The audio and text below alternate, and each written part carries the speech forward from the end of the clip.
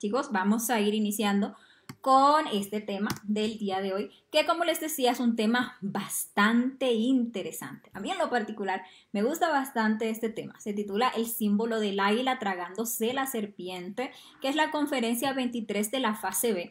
Y esta conferencia nos va a permitir ver esos últimos pasos que debe dar un ser para alcanzar la autorrealización. Vamos a estar hablando del trabajo de la tercera montaña. Si ustedes recuerdan, hace 2 semanas en las conferencias de fase B estuvimos estudiando el Cristo íntimo y la muerte de los yoes causa, que trata sobre el trabajo de la segunda montaña de la iniciación y ese trabajo de la muerte definitiva del ego a través de lo que es la crucifixión, del trabajo de muerte que hace el Cristo en la segunda montaña.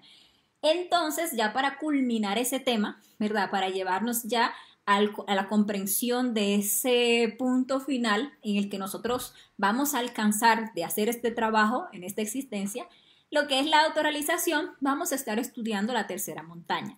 Lo interesante o lo que le da forma a esta conferencia es el hecho de que para este lado del mundo, en esas culturas mesoamericanas antiguas, estamos hablando incaicas, aztecas, mayas, bueno, son muchos nombres por ahí que tienen estas culturas, también tenían este conocimiento, porque el conocimiento es algo universal, el conocimiento siempre ha existido y la verdad ha estado en todas las culturas y la verdad ha sido o estado en el principio, en el inicio de todas esas grandes religiones, todas esas grandes corrientes filosóficas, ha estado el conocimiento. Todos esos grandes maestros que ha tenido la humanidad y que por su grandeza a estas alturas no se ha olvidado eso intrínseco que tenía su mensaje, tenía en el fondo el conocimiento. Este conocimiento que ahora estamos recibiendo así abiertamente, realmente siempre se ha enseñado, aunque antiguamente se enseñaba, digamos que de una forma secreta, de una forma más simbólica y ya así abiertamente solo se entregaba de labios a oídos a aquellos discípulos que ya entraban a ser parte del aspecto esotérico u oculto de estas escuelas, de estas religiones, etcétera. Solamente en ese lado oculto se le entregaba ya el simbolismo abierto, así como lo están recibiendo ustedes ahora. Pero, sin embargo, así de forma simbólica, pues lo vamos a encontrar en todo el mundo, todas las culturas. Y muy interesante saber que estas culturas mesoamericanas tenían también este conocimiento. Y, por ejemplo, este símbolo que da título a esta conferencia, del águila tragándose a la serpiente, es incluso un símbolo que ha trascendido la historia y que todavía, por ejemplo, en la bandera de México se encuentra este símbolo. Aunque se le puede preguntar a cualquiera de los mexicanos actuales cuál es el significado de este símbolo, y realmente no tienen el conocimiento esotérico de lo que esto significa. Y realmente vamos a ver con esta conferencia que en este símbolo y con muchos otros que pertenecen a estas culturas está encerrado ese gran trabajo de la autorrealización. Incluso el símbolo mismo de la serpiente es un símbolo universal. Se encuentra en todas las culturas, se encuentra en las bases de todas las grandes religiones, porque el secreto para el despertar de la conciencia, el secreto para alcanzar la iluminación, como muchas veces también se le llamó, está en la serpiente. Y la serpiente lo que es la energía creadora sexual, la kundalini.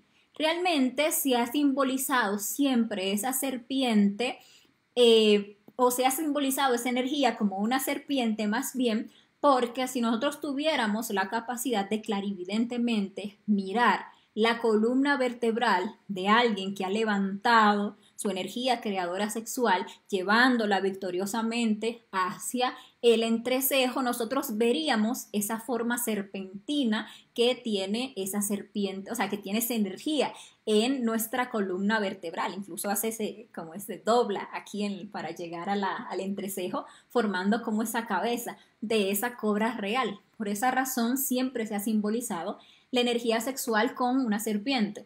Y también porque esta serpiente, la serpiente Kundalini, es un fuego. ustedes ven que en las mismas conferencias de fase B le llamamos el fuego sagrado. Insistimos tanto en el hecho de que debemos llegar a encender el fuego. Y ese fuego internamente tiene ese sonido crepitante, que es sibilante, que es también muy similar al sonido que hacen las serpientes. Entonces, esas son las razones por las que históricamente esa energía sexual se ha simbolizado con una serpiente, que incluso hasta internamente, en los mundos internos donde se maneja ese lenguaje simbólico, tal cual, esa serpiente cobra real representa pues ese aspecto superior de la energía creadora sexual. Hay un aspecto inferior de la serpiente que lo vamos a tocar ahora, que también pues tiene su representación interna. Sin embargo, ustedes pueden ver que en todas las culturas se ha encontrado las serpientes, estudian, y aquí tengo en esta imagen unas representaciones de diferentes culturas y ustedes ven cómo va a ser la serpiente. Por ejemplo, ustedes ven en Egipto, y cuando ustedes ven todas esas deidades egipcias o esos faraones, etcétera, ustedes van a encontrar que todos tienen aquí en su tocado una serpiente que sale de aquí, de la parte de su cabeza, de su entrecejo. Y eso es representando que la razón por la que estos seres en esa época tan antigua eran considerados deidades, faraones, majestades o jerarquías, es porque ellos habían hecho un trabajo interior, un trabajo de transformación de su energía creadora sexual, de transmutación de esta energía, porque definitivamente esa energía creadora sexual, esa kundalini desarrollándose por la médula espinal de cualquier persona que practique el tantrismo blanco, tiene el poder de convertir a esa persona en un dios. Todos nosotros tenemos latente en nuestro interior la semilla de la divinidad, pero debemos desarrollar esa semilla y hacer esas creaciones internas, y el desarrollo de esa serpiente kundalini no se hace a través de ninguna otra fórmula que a través del sexo. Entonces ahí vemos esa representación. Ustedes ven aquí, por ejemplo, estas representaciones hindúes de estas deidades hindúes. Entonces ustedes los ven que se les presenta detrás esta serpiente cobra levantada. Ustedes ven aquí una representación que, si no estoy mal, es de Vishnu, que tiene estas 5 serpientes levantadas detrás, estas 5 cobras, o esta cobra de 5 cabezas, también como se podría representar. Y es que cada uno de nuestros cuerpos, o por cada uno de nuestros cuerpos, debemos de levantar la serpiente. Y en el trabajo de la primera montaña, nosotros nos va a tocar levantar la serpiente de los 5 cuerpos que están caídos, del físico, vital, astral, mental y causal. Entonces, en esta imagen representativa de esa cultura hindú, imagen tan antigua, está representando ese trabajo de levantar esas serpientes en lo que es la primera montaña. Ustedes ven aquí una representación, por ejemplo, del Buda. Y ven al Buda aquí en ese estado de meditación. El Buda significa el iluminado. Y entonces, curiosamente, vemos que el Buda está sentado sobre una serpiente, ¿verdad? La cola de una serpiente enroscada, y que sobre su cabeza se levantan 7 serpientes.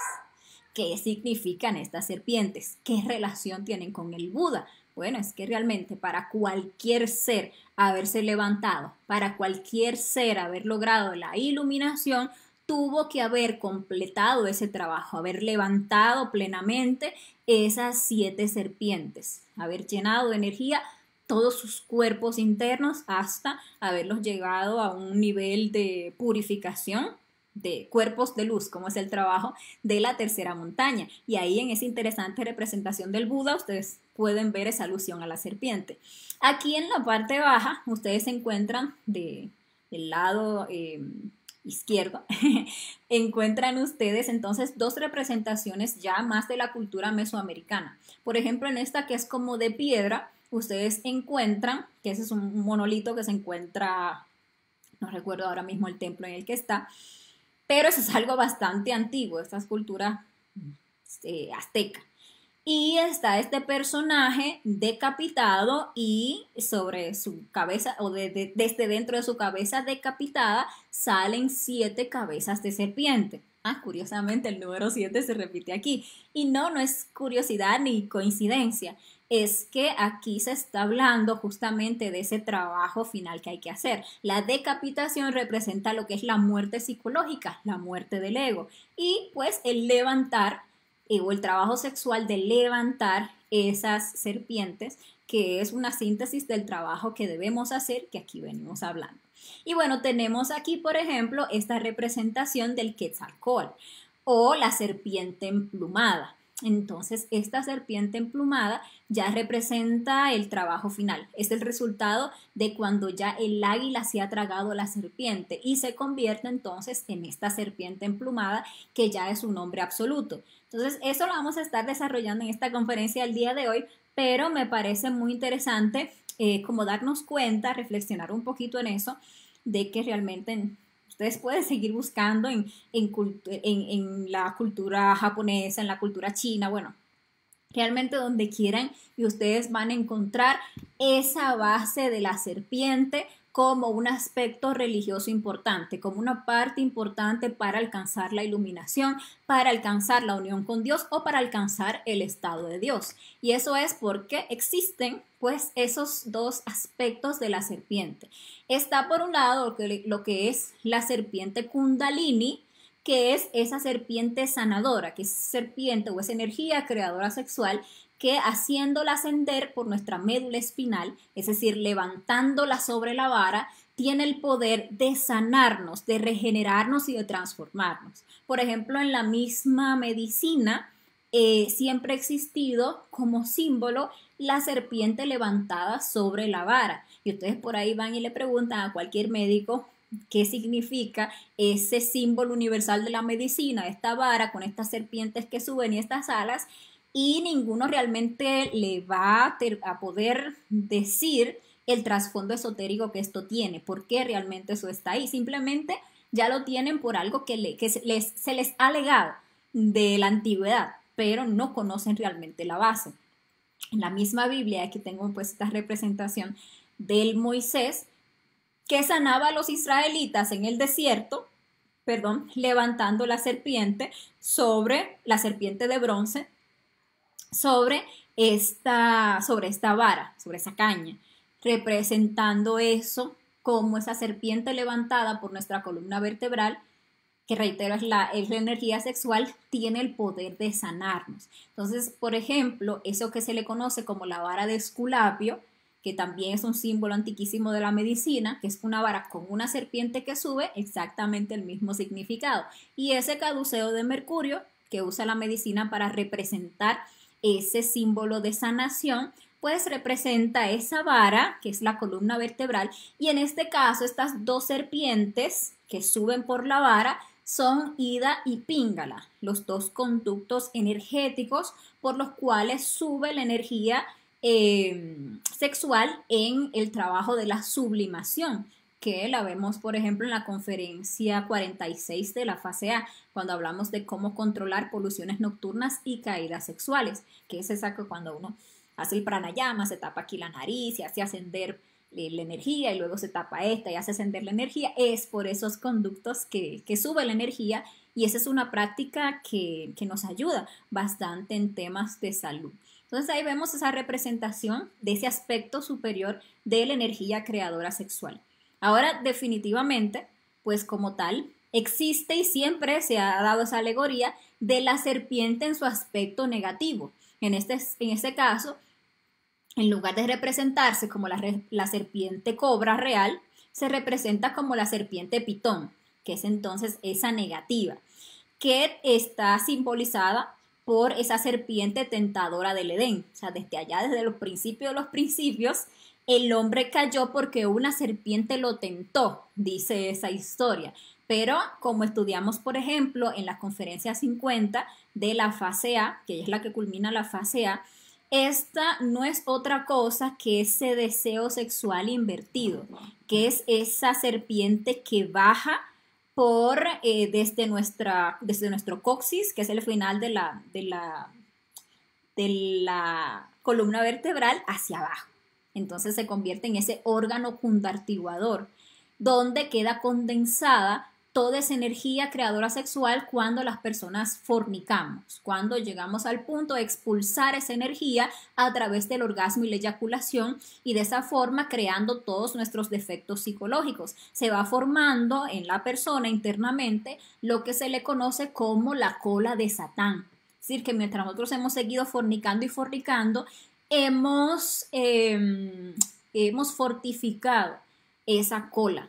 E incluso nosotros podríamos internamente, porque no nos vemos esa cola físicamente, pero podríamos internamente vernos en el plano astral esa cola. Y así nos damos cuenta de realmente cuánto ego tenemos condensado ahí en ese órgano cundartiguador. Ustedes ven que curiosamente los demonios siempre son representados con cola, con eso que le sale así del coxis para afuera. Y mientras más larga la cola, pues más demonio es.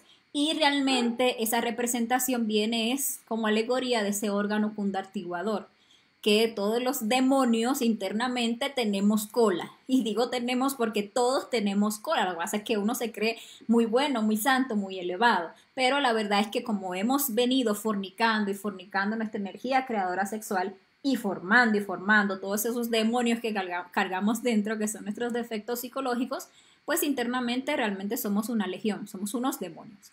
Solamente cuando uno empieza a trabajar sobre sí mismo, a eliminar esos defectos psicológicos y a elevar, a ya no fornicar, allá a ir logrando la castidad, ¿verdad? Hasta el punto de nunca más derramar la energía creadora sexual y empezar a hacer ascender esa kundalini hacia arriba, empezamos a cortar esa cola. Incluso la palabra kundalini significa fin del órgano kundartiguador, porque a medida que vamos haciendo ascender esa serpiente hacia arriba, es que vamos cortando esa cola satánica que tenemos internamente para que dejemos de ser demonios y entonces podamos convertirnos en dioses, que eso es lo que debemos hacer.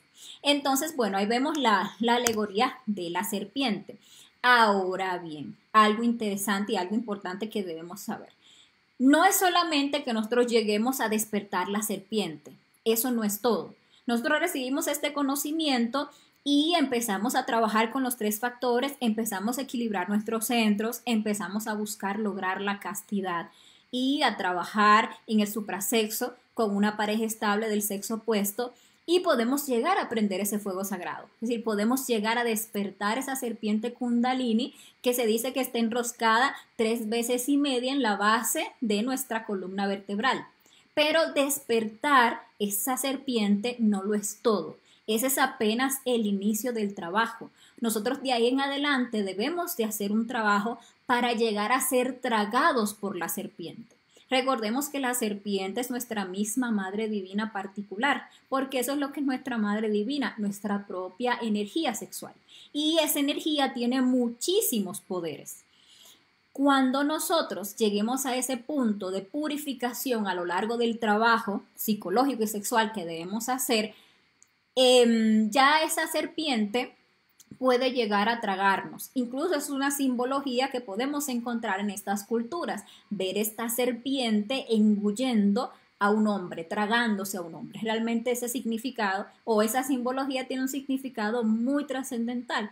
Y es que ninguna persona podría llegar a gozar plenamente de los poderes de esa serpiente luminosa sin haber sido antes devorado por esta serpiente. Pero para que lleguemos a ser devorados por la serpiente, como les decía, tenemos que hacer un trabajo de purificación, porque esa serpiente, o lo que es la Madre Divina, no se alimenta de nada impuro. Y nosotros ahora mismo lo que estamos es llenos de impureza.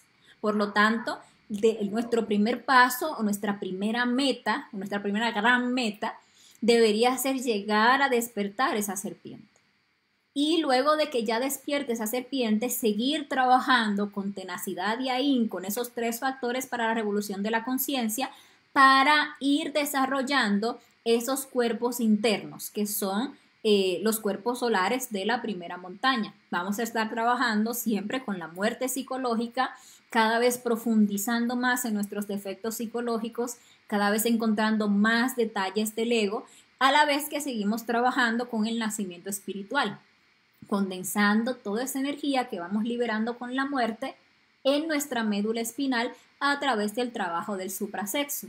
Y ese trabajo del suprasexo o esa práctica del suprasexo debemos de ir purificándola cada vez más, trabajando también con la muerte psicológica en meditación reflexiva para que esas prácticas sexuales sean cada vez más limpias, cada vez más libres de lo que es el deseo de la lujuria, de ese deseo o de ese fuego egoico animal con el que nosotros vamos al sexo y aprender a practicar un sexo superior.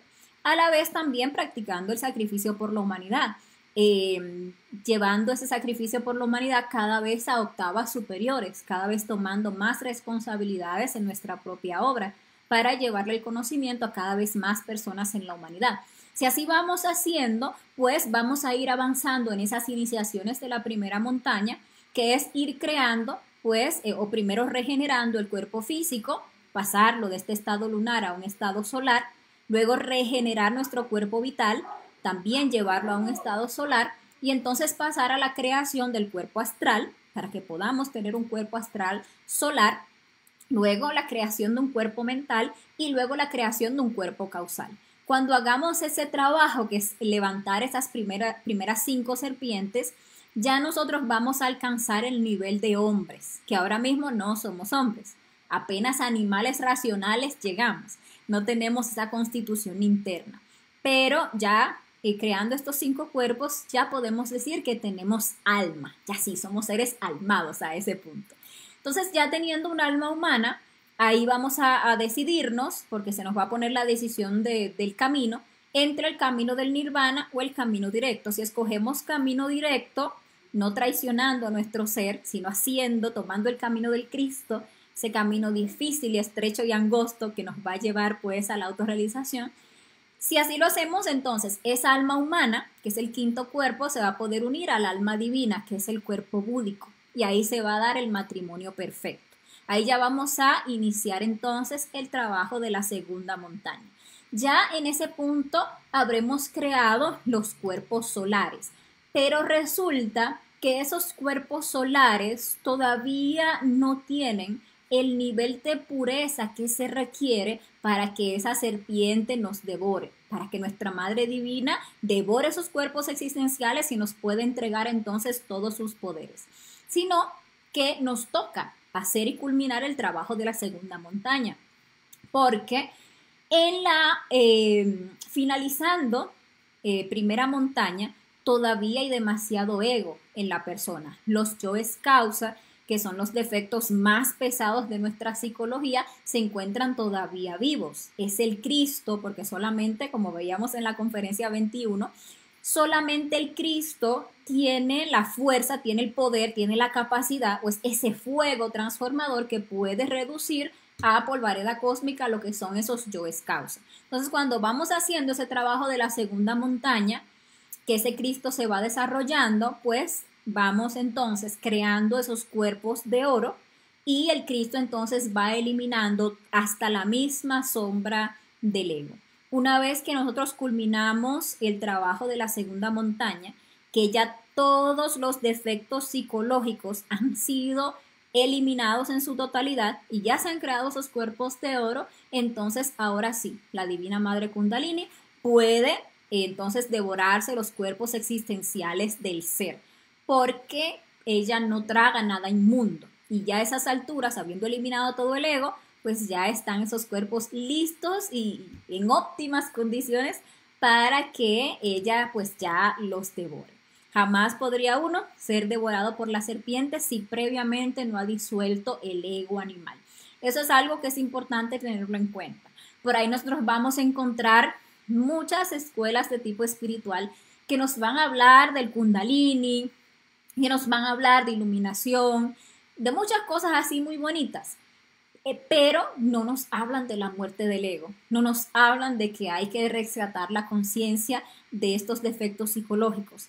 Se piensa que simplemente con que uno se crea, que ya es un ser de luz, que uno llegue a identificarse con esa parte divinal que tiene dentro, ya eso uno va a empezar a transformarse y a salir de la ignorancia, a salir de la oscuridad y a salir de la inmundicia. Y la verdad no es así, las cosas a la naturaleza no da saltos. Eso no se da simplemente porque yo me empiece a creer un ser de luz. Hay que hacer un trabajo para sacar esa luz de las tinieblas. Hay que hacer un trabajo psicológico. Es necesario llegar a desintegrar todos estos defectos psicológicos para que entonces podamos quedar en un estado de pureza tal que esa serpiente Kundalini pueda desarrollarse plenamente, pueda tragarse esos cuerpos existenciales y entonces pueda entregarnos pues ya todos sus poderes.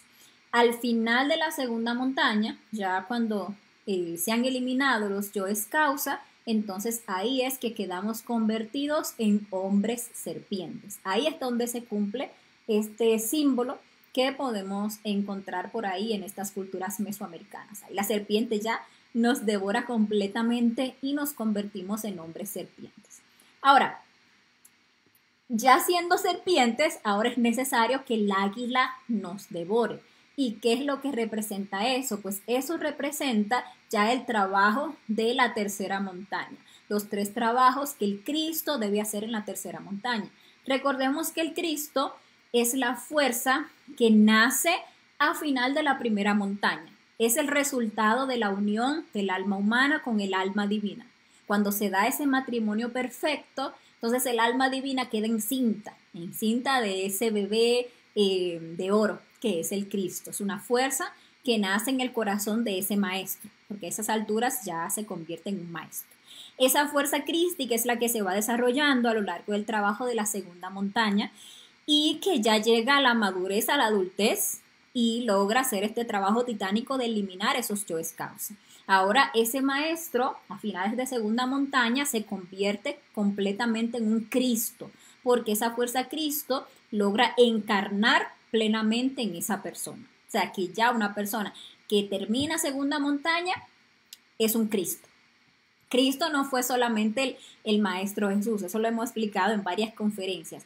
Cristo es todo aquel que ha logrado ese trabajo, que ha logrado el final de la segunda montaña. Ahora, ese Cristo debe hacer 3 grandes trabajos para alcanzar la autorrealización, que son los pasos que se deben dar en la tercera montaña. El primer paso que se da ahí culminando segunda montaña. Y es cuando esta serpiente de fuego, que es el Cristo, debe unirse al Espíritu Santo. Porque en la tercera montaña todavía estamos sujetos bajo 3 leyes. A lo largo de ese camino hemos venido trascendiendo muchas leyes. Ahora mismo en el plano físico estamos sujetos a 48. A nivel psicológico, como tenemos estas infradimensiones cargadas de ego, pues cada uno de esos efectos psicológicos está sometido por muchísimas más leyes, dependiendo de qué tan abajo en esas infradimensiones estén. Pero a medida que vamos eliminando el ego, nosotros vamos liberando de leyes. A medida que vamos creando los cuerpos, nos vamos liberando de leyes, porque la idea es que volvamos a una unidad, que salgamos de esta multiplicidad para volver a convertirnos en un individuo, en un ser absoluto. Ya habiendo terminado segunda montaña, las únicas 3 leyes que faltan por unir en una son la ley del Padre, la ley del Hijo y la ley del Espíritu Santo. Y ahí están los 3 pasos que el Cristo debe dar en la tercera montaña. Fusionar esas 3 leyes. Aparte de que en la tercera montaña, el Cristo debe crear ahora los cuerpos de luz, porque esos cuerpos tienen que llevarse a un estado muy elevado de pureza. O sea, hacer cuerpos de luz, cuestión de que el Padre, que es pura luz, ya los pueda penetrar completamente en ellos. También debe hacer el trabajo de fusionar esas 3 leyes. Entonces, con la primera que arranca es con la ley del Espíritu Santo. Entonces, el Cristo, esa serpiente de fuego, se fusiona con el Espíritu Santo, que es también un aspecto de nuestra propia Madre Divina. Cuando el Cristo se fusiona con el Espíritu Santo, les decía que esto es final de segunda montaña, arrancando la primera, el Cristo se convierte en un Elohim. Un Elohim es un macho hembra, es decir, que vuelve a ser un ser andrógino. Quedan unidas dentro de él mismo esas dos fuerzas o polaridades, la masculina y la femenina. Está el alma humana y el alma divina. Es decir, que ese principio masculino y femenino ya queda la persona como le puede ser integrado plenamente en la persona. Incluso en la tercera montaña ya no se sigue practicando la sexualidad con la pareja física, ya no es necesario, porque el ser ya se ha integrado con sus dos fuerzas, con sus dos polaridades. La pareja física, tal como por ahí dicen cuando casan a una persona, llega hasta que la muerte los separe. Y eso tiene su simbolismo esotérico, porque la muerte que separa ya plenamente a la pareja física es la muerte del ego. Ya cuando alguien muere plenamente en sí mismo, ya hasta ahí llega la colaboración con la pareja física y sigue la creación de los cuerpos de luz ahora con su verdadera pareja, que es su alma divina. Entonces, bueno, ahí llega el primer paso. En esa, ¿cómo se llama? En esta tercera montaña también debe el Cristo rescatar el 1% de conciencia restante, que ya a finales de segunda montaña, habiendo eliminado todo el ego, ya se tiene 99% de conciencia. Y es en este trabajo de la tercera montaña, perdón, donde se va a rescatar ese 1% de conciencia restante para ya ser un ser plenamente consciente. Entonces, el primer paso fue fusionar la ley del Espíritu Santo. El segundo va a ser fusionar la ley del Hijo. Entonces, ¿cómo se hace esto? Pues ya esta serpiente tiene entonces que recogerse, tiene que formar la O del Espíritu o lo que es Dios Madre. Dios Madre en nosotros está compuesto por tres fuerzas: la fuerza del Cristo, la fuerza del Espíritu Santo y la fuerza del Lucifer, que es la fuerza del Hijo, como lo estudiamos en la conferencia La Dualidad, la conferencia 49 de la fase A. Ese Lucifer ha sido el tentador, el entrenador psicológico. Este Cristo entonces ahora tiene que vencer al dragón, a Lucifer, que es el que se representa internamente como el dragón, en todas sus tentaciones. Pero ¿qué pasa? Que ese dragón, ese Lucifer, desde que iniciamos el trabajo, todo el tiempo ha estado ahí trabajando, entrenándonos, mandándonos las pruebas, poniéndonos las tentaciones para ver si caíamos, y si no caemos en sus tentaciones, si lo vencemos, él entonces nos tiene que entregar la luz y el fuego que estaba atrapado en ese defecto psicológico que nosotros eliminamos y que por eso lo vencimos. Ya el Cristo a esas alturas, después de haber eliminado todos los defectos psicológicos, ya no puede ser tentado. Ya no importa con lo que el Lucifer lo quiera tentar, ya no cae. Es como, y vemos esa representación, por ejemplo, en el drama cósmico del Maestro Jesús, cuando el Lucifer lo llevaba y lo ponía ya en la cima de un monte y le decía: mira, te puedo dar ese mundo entero, todo lo que tú quieras, todas las riquezas, te las puedo dar si me adoras. Y el Cristo le decía que no, que a su Dios no tentarás y solo a él servirás, algo así le respondía, venciendo la tentación, no dejándose llevar. Por ejemplo, había pasado ya creo que 40 días en ayuno, y el Lucifer lo tentaba con que convirtiera la piedra en panes, y no se dejaba tentar. Es que cuando ya se murió la gula, cuando ya se murió la codicia, cuando ya se murió la lujuria, cuando ya se murió la envidia, la vanidad, todo eso, entonces, ¿con qué te pueden tentar? Ya no hay nada, ya lo que hay es total comprensión, total luz. Entonces, ahí, en ese punto, el Cristo ya vence completamente al dragón en todas sus tentaciones. Entonces, ese entrenador psicológico ya queda cesante, ya culminó completamente su trabajo, incluso queda completamente limpio, libre de maldad, porque toda la fealdad que se proyectaba en esa parte del ser, que es el Lucifer, que es ese entrenador psicológico, estaba dada por todos esos defectos psicológicos que teníamos.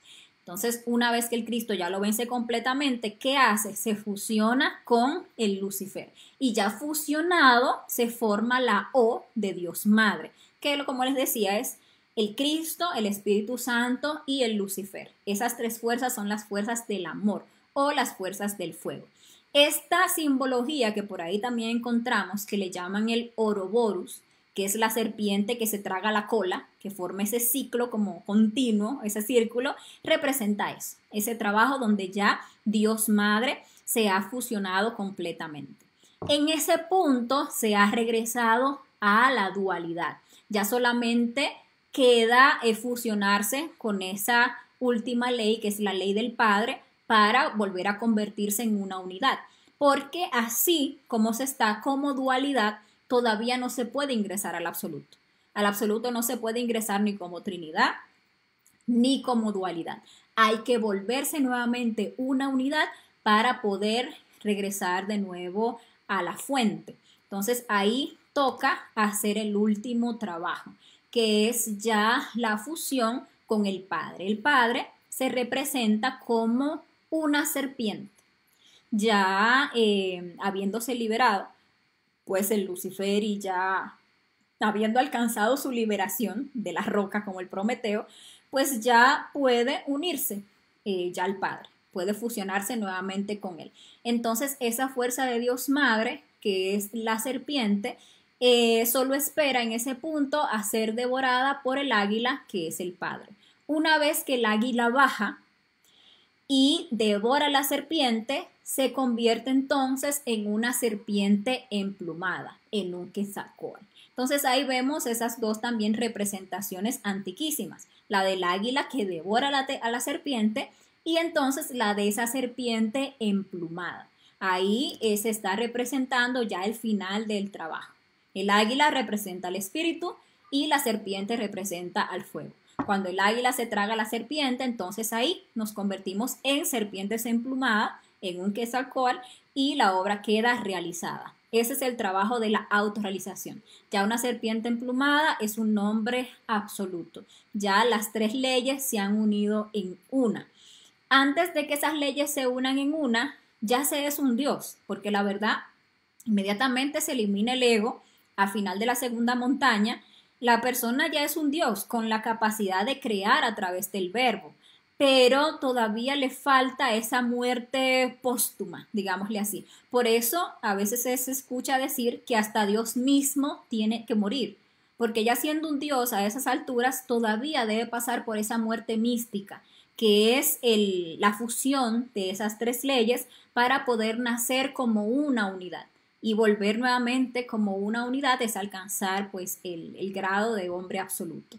Y a esas alturas es un Dios libre en el universo 100% consciente, ya puede entrar y salir del absoluto y moverse a voluntad por todos los universos. Y justamente ese es